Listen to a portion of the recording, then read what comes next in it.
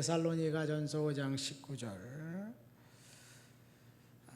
성령을 소멸하지 말며 예언을 멸시하지 말고 범사에 헤아려 좋은 것을 취하고 악은 어떤 모양이라도 버리라. 아멘. 여기 악은 어떤 모양이라도 버려라, 그런 말씀을 하고 있습니다. 악이 지배하는 세상입니다. 데살로니가 교회는 사도행전 17장에 데살로니가에 가서 전도했던 그런 바울의 행적이 나오지요. 데살로니가 전서는 바울의 서신 중에서 가장 먼저 쓴 서신입니다. 예수님이 승천하신 지 한 20년 정도 지나고 난 다음에 데살로니가 교회 성도들은 자신들이 살아있을 때 주님이 재림하실 줄 알았습니다. 아니, 사도 바울조차도 주님이 재림하실 것으로 믿은 것 같습니다. 그래서 초대교회 사도들, 그들은 가는 곳마다 전도하면서 메시지를 전했는데, 첫째, 너희가 십자가에 달려 죽인 예수가 다시 살아났고 그분이 다시 오신다. 그래서 우리가 할 일은 회개하고 복음을 믿어야 된다. 임박한 재림에 대해서 전했습니다. 초대교회 성도들의 그 신앙의 핵심은 임박한 재림에 대한 기대였습니다. 그래서 건강하고 거룩하게 살려고 애썼습니다. 이 재림을 기대하면 거룩하고 경건하게 살려는 그 애쓰는 긍정적인 것도 있지만 부정적인 것은 게으름과 무의도식이었어요. 데살로니가 교회 성도들이 그랬습니다. 그래서 사도 바울이 게으른 자들을 권계하라 권면합니다. 경고합니다. 주님이 오시면 몽땅 다 내버려두고 갈 텐데 우리가 열심히 일해서 뭐하냐, 이것이 데살로니가 교회의 문제였습니다. 여러분, 종말이 교회사에 보면 이 마지막 때라는 사주가 2000년 교회사 동안 어느 시대마다 있었습니다. 임박한 종말에 대한 기대가 긴급한 기대를 갖고 있었던 때가 바로 데살로니가 교회 성도들이었습니다. 사도 바울도 자신이 생전에 예수님이 부활하실 것, 재림하실 것을 알았습니다. 그래서 그는 휴거가 당장 임박할 것이라고 믿었습니다. 때가 단축해졌다고 이야기했고 주가 가까우셨다고 계속해서 이야기했습니다. 그래서 사도 바울도 그렇고 제자들도 그랬어요. 초대교회 성도들은, 데살로니가 교회 성도들은 특별히 재림이 이미 도래했다고 믿었습니다. 그런데 사도 바울이 데살로니가 교회에 두 번째 편지를 쓰면서 재림에 대한 잘못된 가르침이 들어와 교회를 어지럽히고 있다는 사실을 이제 깨닫고 성도들에게 직업을 버리고 몰려다니는 것은 온당치 않다라고 권면합니다. 이것이 데살로니가 후서의 내용입니다. 그래서 바울이 교회 성도들을 경고합니다. 여러분, 재림, 시대를 분별하는 것은 굉장히 중요하지요. 재림의 시기와 때는 언제나 그 2000년 동안 주장했던 사람들이 있습니다. 최근에는 1992년 한국의 다미선 교회가 이제 2000년도에 주님이 재림하실 것이라면 이 7년 환란이 있을 것인데, 그렇게 따지고 보면 92년 10월 달에 예수님이 재림한다, 그렇게 주장하면서 한때 혼돈의 도가니로 이 땅을 몰아넣은 적이 있어요. 많은 목사님들, 정상적인 목사님들도 진짜 재림할까요? 말씀을 가지고 재림 당연히 안 하지, 이렇게 얘기해야 되는데 그건 모르지, 그때가 봐야 알지. 대부분 사람들이 이렇게 얘기했습니다. 아마도 그 여파가 정상적인 교회마저도 사이비 이단과 비슷하게 사람들이 생각하지 않는가 생각됩니다. 이런 현상은 전 세계적이었습니다. 특별히 안식교는 제7일 안식이 제7일 안식일 예수 재림교회예요. 1843년 3월 21일 예수님이 온다고 강력하게 주장했다가 예언이 무의로 돌아가서 예언을 수정했습니다. 어쨌든 안식교회의 출발은 그렇습니다. 시대적인 역사적인 굵직한 사건이 있을 때마다 예수님이 재림한다고 떠들던 사람이 있었습니다. 나폴레옹 시대도 그렇고 2차 대전 때도 그렇고 사담 후세인이 그 중동 전쟁이 있었을 때도 그렇고 계속해서 그런 일이 있었습니다. 과연 종말은 무엇이고 재림은 무엇일까요? 주님은 그날과 그 시를 아무도 알지 못한다고 했는데 사실 많은 성도들이 우주적인 종말에 대해서는 관심을 갖고 있어요. 그래서 사도행 요한계시록이 어쩌고 짐승의 인이 어쩌고 이런 호기심에서 그런 이야기를 흥분하는 사람들이 있습니다. 그런데 사실은 우주적인 종말보다 더 중요한 것, 우리가 관심을 가져야 될 것은 개인적인 종말이에요. 개인적인 종말은 우리가 죽는 거예요. 죽으면 반드시 하나님 앞에 심판을 받게 될 것입니다. 우주적인 종말은 언제 올지 몰라요. 그러나 개인적인 종말은 반드시 곧 있습니다. 며칠 전에도 얘기했죠. 우리는 개인적인 종말이 우리에게 찾아오지 않을 것이라고 생각하면서 그렇게 삽니다. 왜 그럴까요? 제가 이 설교를 준비하면서 생각해 보니까 보험회사 때문에 그런 것 같아요. 100세 시대, 요즘 120세 세대라고 막 그러잖아요. 막 호들갑을 떨면서 100세 시대라고 다 이야기하면서 보험을 상품을 팝니다. 그러니까 누구나 다 100세까지 살 수 있을 것 같아요. 100세까지 살려면 내가 60 하나인데 아직도 39년이 남았네. 아직 멀었네. 이런 생각을 하면서 죽음은 나와 전혀 상관이 없다고 생각합니다. 여러분 그럴까요? 그런데 직장 생활하는 사람들은 퇴근 시간이 있습니다. 마감 시간, 퇴근 시간 전에 부지런히 일을 마치고 퇴근하자 그 생각하고 열심히 일을 합니다. 생산직에 근무하는 사람들은 더 정확해요.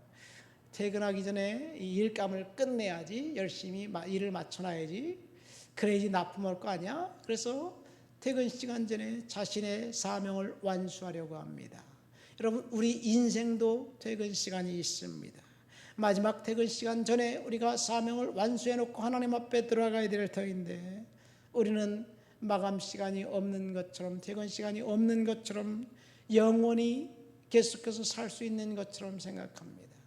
우리가 이제 개인적인 종말이 찾아오면 우리는 주님 앞에 반드시 가서 우리가 이 세상에 산 삶의 궤적을 가지고 심판받게 될 것입니다. 우주적인 종말은 반드시 있을 거지만 사실 우리 세대엔 없을 거예요. 우리는 개인적인 종말, 주님 앞에 심판받고 거기서 주님 품에 있다가 주님이 재림하신 것을 경험하게 될 것입니다. 말세에 나타날 일들이 뭘까요? 예수님께서 마태복음 24장에 다니엘의 예언을 이제 생각하면서 멸망에 가증한 것에 대해서 언급하셨습니다. 멸망에 가증한 것은 다니엘 9장, 11장, 12장에 딱 3번 나와 있습니다.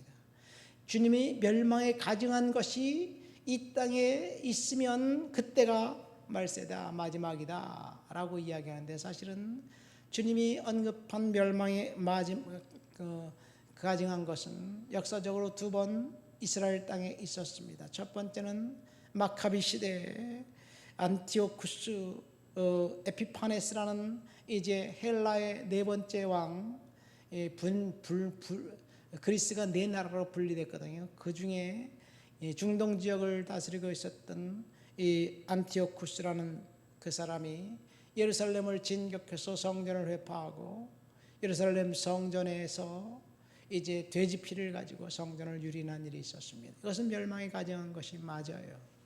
두 번째 멸망에 가증한 것은 아마도 유대인들이 그리스도를 섬기지 않고 십자가에 못 박은 것, 그것이 아닌가 생각됩니다. 그리스도를 배척한 것이 멸망이 가증한 것이, 그리고 세 번째 멸망이 가증한 것은 아마도 사이비 복음이 이 땅에 편만한 것이 아닌가 생각됩니다. 오늘날 대한민국에도 자신이 예수라고 하는 사람이 얼마나 많은가요? 그래서 사람들이 공격적으로 하나님을 모독하는 행위를 합니다. 공개적으로 모독합니다. 그렇다면 공개적으로 하나님을 모독하는 사람들이 있다면 그때가 마지막 시대라는 이야기. 어쩌면 우리 시대의 마지막 시대인 것만큼은 틀림없는 것 같습니다. 말세인 것만큼은 틀림없는 것 같습니다.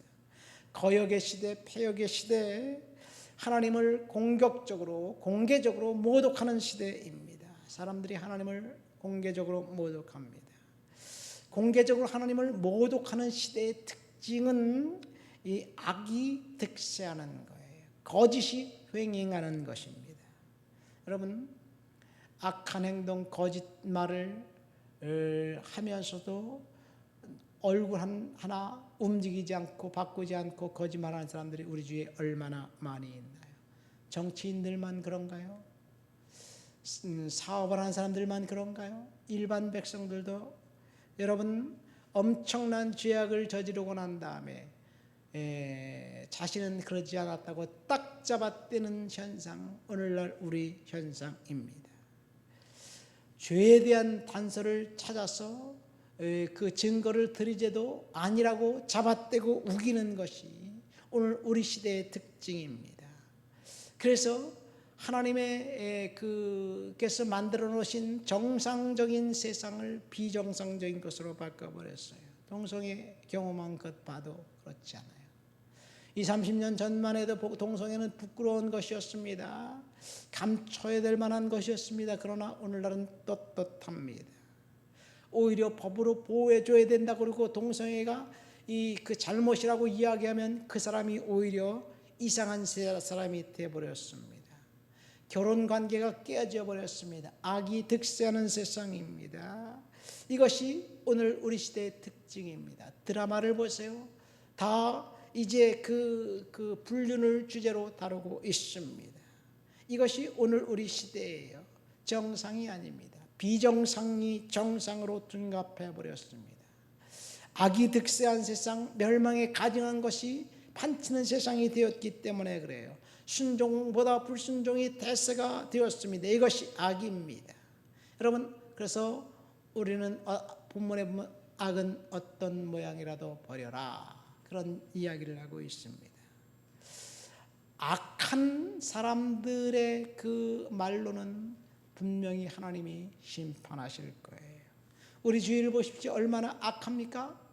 나와 다른 정치적 견해가 다르다고 없는 것도 만들어서 죄를 뒤집어 씌우는 세상이에요. 자신의 죄는 감추고 상대방은 탈탈 털어서 이제 그 흠씬 두들겨 패는 것이 우리 시대입니다. 전임 대통령 딸이 음주운전한 것이 뭐가 그렇게 대수라고 그것을 연일 대소득필하면서 사람들의 입방아에 내리게 만듭니까? 불쌍하지 않아요. 어떤 이유에서든지 그 여성이 잘못했겠지요. 그러나 왜 그렇게 그랬을까? 측은지심이라도 있어야 되는데 측은지심이 전혀 없습니다. 악한 시대가 되었기 때문에 그래요. 여러분, 이 악은 우리는 버려야 될 줄 믿습니다. 이 세상이 악한 세대가 된 것은 어쩌면 주님이 재림하실 때가 가까웠기 때문이 아닌가 생각됩니다. 악이 득세할 때 우리는 말세라고 생각하면서 악에서 승리하려면 오늘 본문에 보면 두 가지를 이야기하고 있습니다. 첫 번째, 성령을 소멸하지 말아라. 예언을 멸시하지 말아라. 두 번째입니다. 성령이 우리의 삶에서 주장하면 여러분, 우리는 악한 생각이 일어나지 않게 될 줄 믿습니다. 악이란 의도적인 행동이에요. 선량한 사람을 해치거나 학대하거나 모욕하려는 의도적인 행동이 악입니다. 인간성을 말살하고 파괴하려는 의도적인 행동이에요. 다른 사람의 그 잘못을 의도적으로 비난하면서 대서특필하는 것, 그것이 악입니다. 그러니까 나와 생각이 다르다고 전임 대통령의 딸이 그 음주운전한 걸 가지고 막 유튜브에서 떠드는 사람들은 악한 사람들이에요. 그 사람들의 의견에 동조하지 마시길 예수님의 이름으로 축원드립니다. 나와 다르다고 그래도 우리는 그를 위해서 불쌍히 여기면서 긍휼히 여기면서 인정해 주고 기도해 줘야 될 줄 믿습니다. 악을 버릴 수 있는 방법은 우리가 결심해서 된다는 것을 알아요. 성령께서 우리를 지배할 때 우리는 악에서 승리하게 될 줄 믿습니다. 성령이 저와 여러분들의 삶을 지배하도록 주님 앞에서 오늘도 깨어 기도하며 믿음으로 살아가시게 되시기를 예수님의 이름으로 축원드립니다. 하나님 아버지 감사합니다. 악이 득세하는 세상에 우리가 성령님과 의지해서 성령 충만함 가운데 믿음으로 승리할 수 있도록 주여 도와주시옵소서.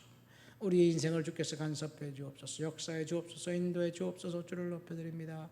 예수님의 이름으로 기도합니다. 아멘.